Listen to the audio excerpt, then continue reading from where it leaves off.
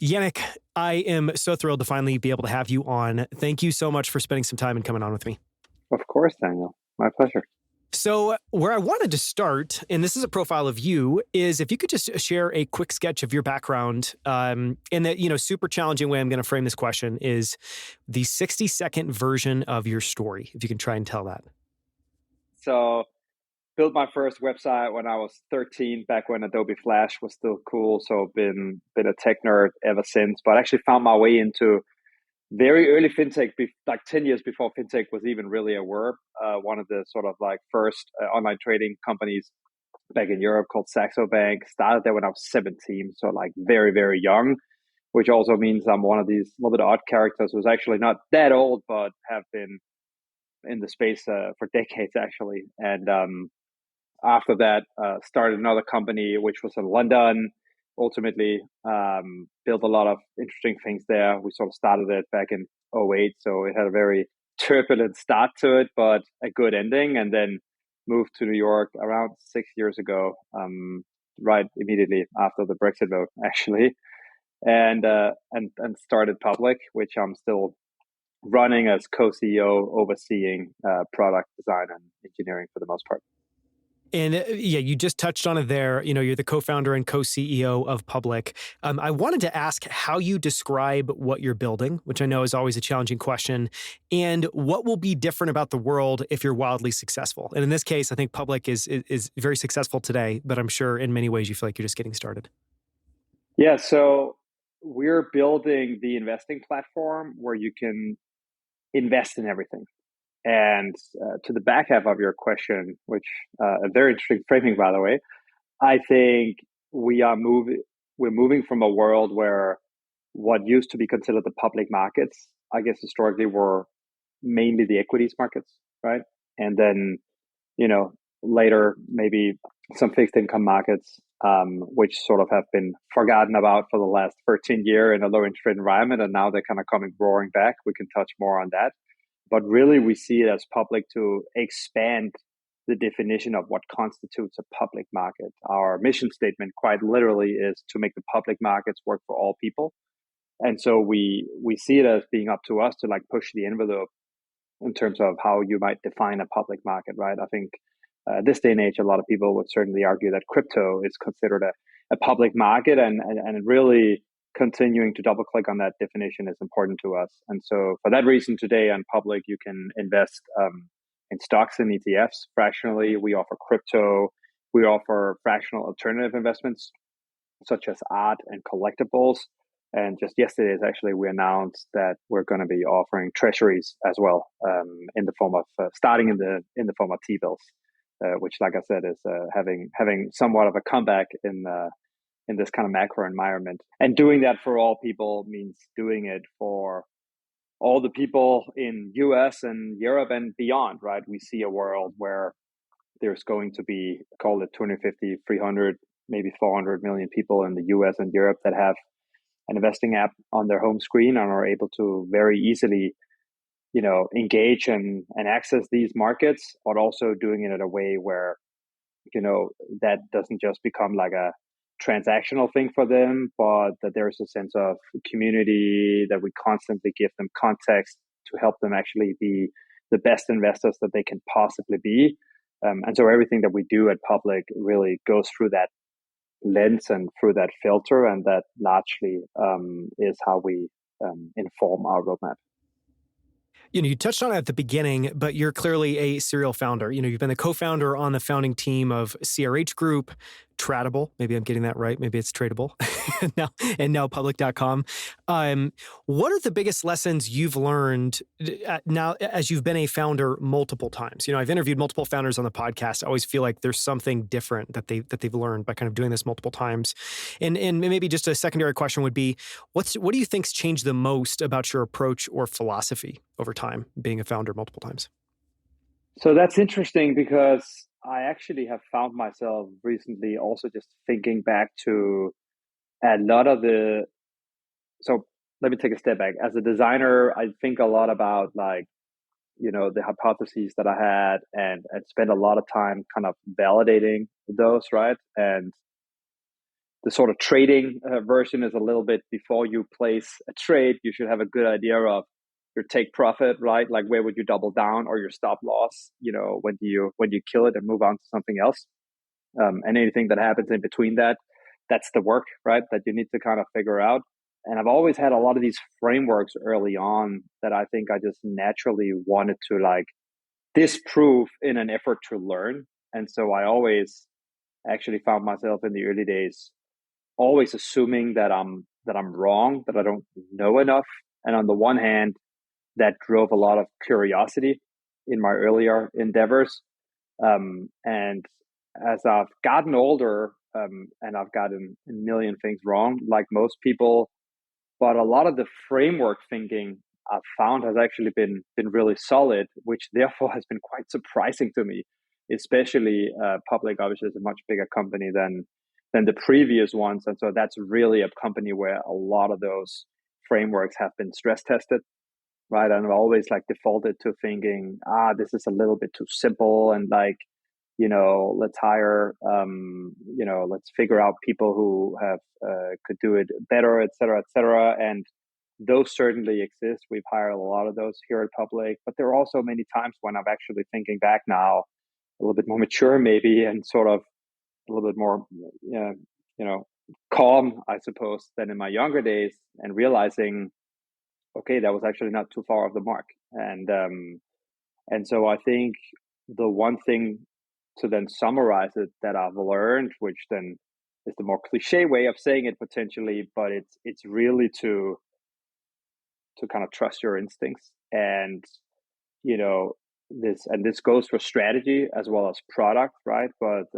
I saw this tweet the other day that 1 ounce of product intuition is worth 1,000 A/B tests or something like that, right? And I think really, our industry, tech in general, have certainly moved into a place where a lot of things have become more quantitative, and a little bit more all about the data and about the numbers. And frankly, a person that will geek out on data as much as the next person. But I think what sometimes can be a little bit overlooked in that development is also just like, hey, go with your intuition, because your intuition is something that is always evolving. Every single decision you make, whether you actively think about it or not, actually helps shape your intuition, right? You are the product of all your previous experiences. And I think, when you actively think about that, it gets you to a place where you maybe trust your instincts, your intuition,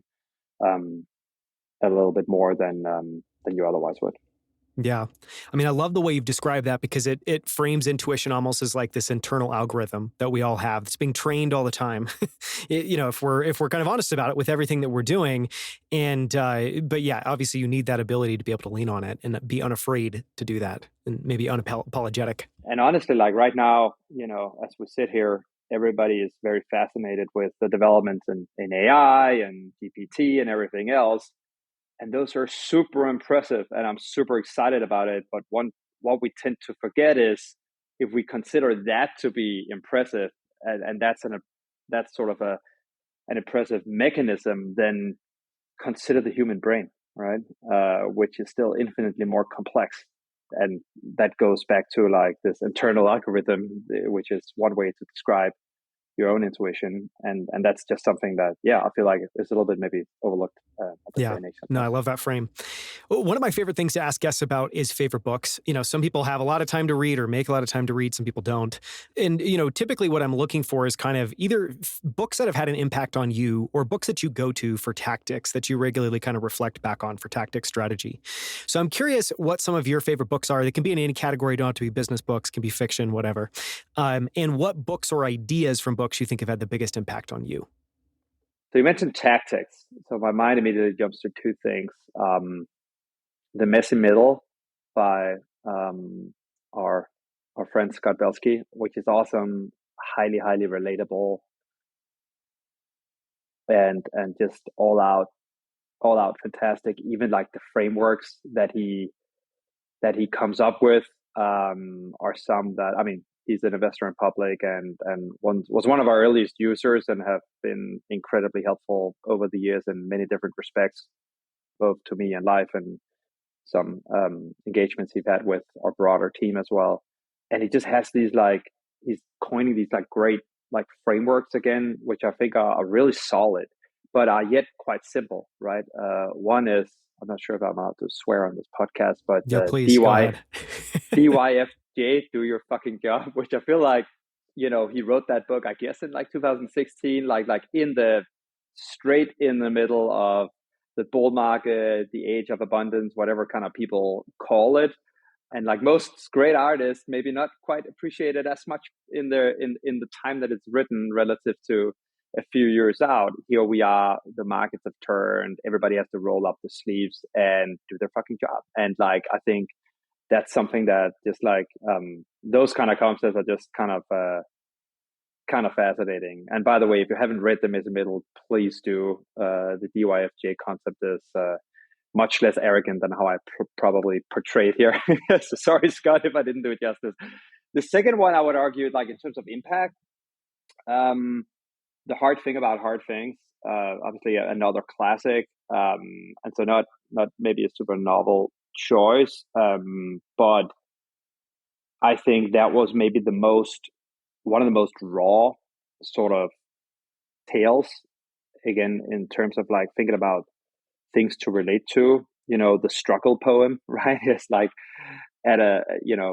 really is borderline mental therapy for a lot of founders. And there was something about, there was something taboo prior to that, I feel, about admitting if you were struggling as a founder. And so after that, all that came out, it started to become a little bit much more, frankly, accepted to show your vulnerabilities and embrace them, frankly, right? Chris Saga is another person that talked a lot about this stuff. And again, those are concepts that I'm a big fan of, right? I'm super, I always over-index in people on self-awareness more than anything else. And this concept that vulnerability equals strength, right? It takes a strong character to say things the way that they are and to really open themselves up and just not beat around the bush too much, but also not risking too much what people might think of them in every given moment. And that's a concept that I just remember from that book specifically, and the sort of the whole journey that Ben was through. I think it's just something that a lot of people can relate to. And it's not this tale of building $100 billion company like you see in the TV shows tend to be about those kinds of companies and the really, really, really crazy stories, which also makes them unrelatable at the end of the day. Hollywood adds another 30% on top, and then you have something that's great entertainment, but that you can learn as much from. And so I do really appreciate these raw, authentic kind of anecdotes from folks that's been through very, very successful outcomes, but are also not afraid to provide a deep kind of vulnerable, authentic glance into what the journey was actually all about. Yeah. Kids scream for my ice cream, and I scream for cash back on everything from sprinkles to super freezers, thanks to my Amex Blue Business Cash Card. Who wants a brain freeze? Get 2% cash back on your first $50K per year in purchases and 1% after that with an Amex Blue Business Cash Card. Terms apply. Learn more at americanexpress.com/bluebusinesscash. Built for business by American Express. We actually had Scott Belsky on the show to talk about The Messy Middle, so we'll link to that episode. Incredible book, and he's amazing. And you bringing up the kind of DYFJ, do your fucking job piece made me think of Frank Slootman's book Amp It Up, which I think is another just incredibly direct. Clearly has a direct leadership style, but I think the whole all of that book is kind of a wonderful meditation on what does it look like. How do you create an organization to be able to do that? Fantastic books. One of the other things I love, talking with guests about is their approach to productivity and performance. And this may seem a little, well-trodden, but really the way that I think about it is like if you have large enough goals, at some point you have to engage in the exercise of ruthless prioritization of your time, your priorities, and just making sure that you're kind of geared up and can be on all the time. How do you think about allocating your time, prioritizing your work, and do you have any daily habits or practices around that? A lot of daily habits. Typically, actually, they evolve around family more than me personally. so, As they should. so obviously, that's a hard constraint that you're gonna work around. But actually, there's a lot of truth to that because for me, I use habits as a way of taking care of everything in my family and on the personal front, so that I can flourish as much as possible in what I do with public. And I don't have any specific habits around public. Like obviously we've got a number of processes and like review meetings with different parts and this, that, and the other. But the public journey, as you know, has always just been very wild and frankly, no 2 months have looked the same. And so to the extent that I've tried to create any habits, they've probably quickly been broken because, then we sort of been through COVID and then there was GameStop and other meme stocks and like there's just always been something, right? And so I think I've used habits more as I've gotten older and realized that there's only 24 hours in the day and, so trying, maybe failing, but certainly trying to take my sleep more seriously as well, carving out enough of a time block. And then what happens within that time block is sort of like less habitual, you could say. To ask maybe a different question, I mean, one of the things you brought up there that I think would be amazing to talk about is volatility. Your experience at the company being all over the place. So maybe to ask a different question, how have you gotten comfortable with that? And how, especially just when you have a family, you have this kind of high pressure job, you need to go home and be able to disconnect. I don't know, any thing that's worked for you or been helpful there at kind of end of day. Yeah, so I think I've benefited tremendously from actually being in and around this industry since I was 17 years old. So I kind of grew up with it and I sort of don't know a quote unquote job that didn't have that level, right? And like to give the audience, I started my career in 2005, right? So like, I think 2 years in already, Bear Stearns, another year Lehman, and then, from there, a bunch of other crazy stuff. So I think I got well trained in compartmentalization very early on. But it's funny because in the early days, when you're 17, 18, early 20s, like you don't have anything. Like you've got friends and like you've got your family, as in, your parents and so forth. But, you're just much more kind of caught up in it. And as you start to have other very real responsibilities in the world outside of your company, you got to compartmentalize a little bit more. But that's been the thing for me, compartmentalization. And I don't know if I've been a little bit of a natural at it or I was just trained in it really, really early. It's probably the latter, to tell you the truth. And so, it just becomes ingrained. And then you sort of, like most other thing, it becomes a little bit like riding a bike, to be honest. And I think that's helped me a lot in the public journey as well, like having been through all those kinds of experience, right? The dollar Swiss kind of peg that was removed back in 2015, which now reminds me of a lot of the stuff that you see in the cryptocurrency space and so forth, right? And so I certainly started my career fairly early and probably a number of things that I missed out on as a result, but I do think that I reaped some benefits from that at this point by just having seen a number of things that can help me have a slightly different perspective on all these events as they unfold. Yeah. It feels like part of the key there is like acclimating to the environment so that you're used to it, so that your default isn't to be reactive and you can begin to be proactive and just be in the moment and try to lose some of that emotionality. 100%. Totally. I'd love to ask two final questions. One that I always like to ask is around unique edges and superpowers. You have this really fascinating background where you clearly have a business mind. You've co-founded multiple companies. You also are, very design-minded and have spent a lot of time designing. How do you think about your edges or superpowers and how those show up day to day? Yeah, I mean, certainly having the sort of mind of a designer, for better or worse, or like for like a better wording, um, it's just very impactful across the board, but definitely a huge net positive, right? And I think it doesn't just relate to product design, right? Designing UI, UX, mapping out customer journeys, and all that stuff. But I think the sort of like design thinking concept stretches actually far into strategy. I think there's a super interesting overlap with finance, right? Like I often do find myself at a little bit of an odd profile sometimes because it's sort of like a designer by heart, but just like grown and raised in finance from a very early age. And I think the with that it's really sometimes visualizing, and this goes back to the intuition part maybe, but how changing a few pixels on a screen is going to change numbers in an income statement. And there's a lot of stuff that has to happen in between.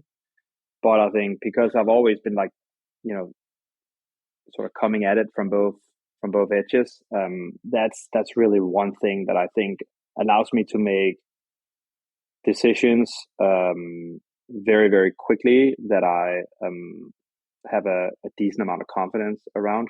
And you know, a small enough error rate that if I can make those decisions quickly enough, ultimately we'll be pushing in the right direction because, you know, the sort of success rate there, I guess, is high enough that even if it's the wrong decision, you can iterate on it super quickly, etc. But I think that like end to end view is something that I try to also continue to nurture. I try to stay super hands-on.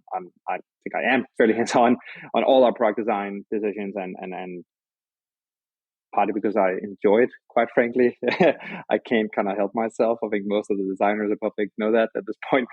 But I also think it helps to provide that like super high level kind of perspective, because I think as an IC designer in a team, you're maybe looking a little bit more directly at just like the job to be done, you know, what's in the ticket, what's the user story, how do I immediately achieve that.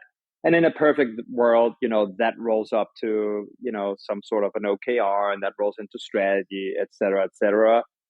But like it's very few companies where all of that map 100% directly perfectly up in this like beautiful tree. I think that's one of the things that maybe as a first time founder you would think that you need to operate at that level to be successful, and I think it's not the case. Like no companies, frankly, that I know of have that. And then in those instances, it is helpful to be the person who can lend a second set of eyes and really see how moving pixels around can have create a different financial outcome for the company. No, I love that. It's really taking those two sides of your brain, or those two kind of perspectives, those two powers, and putting those together and making sure that they connect. Final question is that I always like to ask is, what advice you would give to your younger self if you could go back in time? You know, you talked about starting working super early. And so if you could go back to yourself, you know, in childhood, when you were in college, when you were in high school, at the beginning of your career, is there anything you would tell yourself that you could carry forward? You know, a reminder, words of advice, anything? I mean, one thing, frankly, the first thing that comes to mind, which I sort of touched on, is actually like trust and cultivate your intuition as much as possible. And the more you cultivate it, the more you trust it, right? And I think there's a lot of self-doubt in the journey. And some of that is just being very self-aware of that stuff. And I think that is how you learn. That is how you improve upon yourself. That's how you make progress.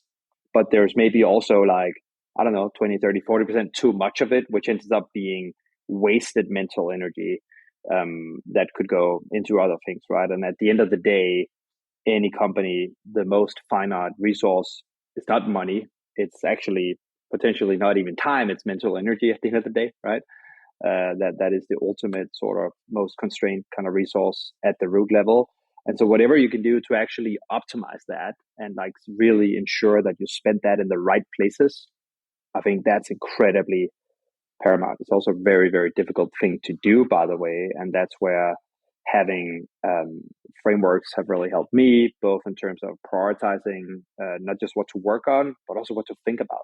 There's a lot of this stuff that just happens in thinking, right? Like I remember in my old company, I have a lot of travel days. I travel with sort of a fairly global platform, so a lot of going between Asia and Europe and the US. And, most of my teammates could probably attest to, like, whenever I would land after like a 12-hour plane ride or something, like there's something about also just being disconnected way up in the clouds. And, if you're really able to like do a lot of deep thinking there, and again, so like carving out space for like allowing yourself to think deep and like really resonate through things and really reason through, how things would potentially develop, I think is very important. And then having some frameworks for how you prioritize, which things require really deep thought, because the other part of it is you gotta work your ass off and hustle all the time, right? And so again, it's almost like sort of this little bit of duality between just like, checkers and chess, right? Like you gotta do both, and you gotta be in it and like constantly be pushing. But on the other hand, you also just can't push too far down a rabbit hole without stopping every now and again and like, revisiting some of your fundamental assumptions. Are they still true and accurate? Are there hypotheses that you have validated one way or the other, to really guide, the direction in which you push, right? Your company is a ship and you gotta spend time manning the wheel, but you also gotta spend time looking at the compass and make sure it's not broken and it's pointing in the right direction. And how you balance those two is very, very difficult. But that's certainly as founder and CEO where I would over-index the majority of my time. So well said. Perfect note to end on. Thank you so much for joining me, Jannick. Awesome. It's great, Daniel. Thanks.